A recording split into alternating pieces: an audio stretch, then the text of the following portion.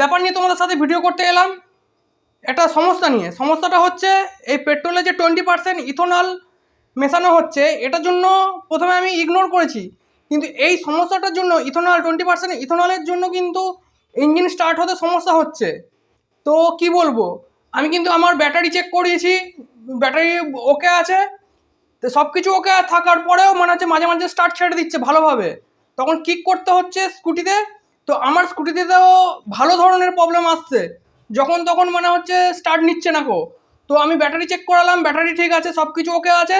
তাহলে আমার মতে বলে এটা এই 20% ইথনল মিশ্রিত যে আমরা পেট্রোলটা ভরছি তার জন্যই হয়তো মেন সমস্যা। আর আমার মতো কি তোমাদেরও কোনো ছোটোখাটো সমস্যা শুরু হয়েছে নাকি, কমেন্ট করে অবশ্যই জানাও। তো আমার তো প্রচণ্ড সমস্যা হচ্ছে, আমি সব দিক বিবেচনা করে দেখলাম এই 20% ইথনল যেটা মিশ্রিত আমরা পেট্রোল নিচ্ছি তার জন্যই কিন্তু প্রবলেমটা আসছে।